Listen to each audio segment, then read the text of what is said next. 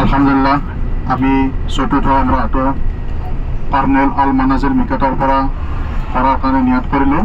আজি টাইব চহৰ জিয়াৰত কৰি আহিলোঁ। আমি টাইব চহৰ জিয়াৰতত প্ৰথমতে আমি আব্বাছ মছজিদ জিয়াৰত কৰিলোঁ।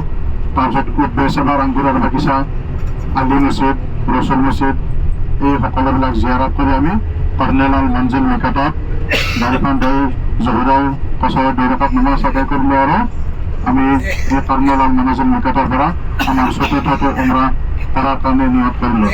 গতিকে আপোনালোকে তালবিয়াটো পঢ়ক ইনশাআল্লাহ।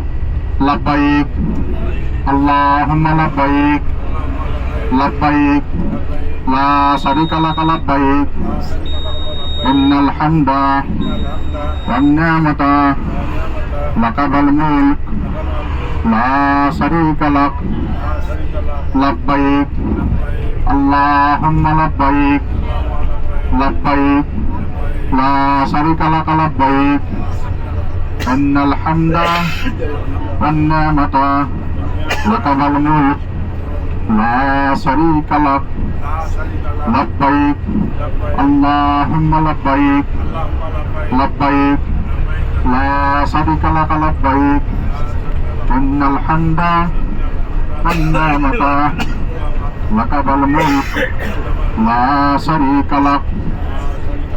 এনেদৰে আমি তালবিয়াটো পঢ়ি পঢ়ি মক্কালৈ যাই থাকিম। টাইব চহৰৰ পৰা মক্কা চহৰ প্ৰায় 160 কিলোমিটাৰ দূৰ। গতিকে আমি তালবিয়াটো পঢ়ি পঢ়ি যাই থাকিম। কাৰোবাৰ ঘৰত দেখাৰ লগে লগে তালবিয়া বন্ধ কৰি আমি দোৱা কৰিম ইনশাআল্লাহ।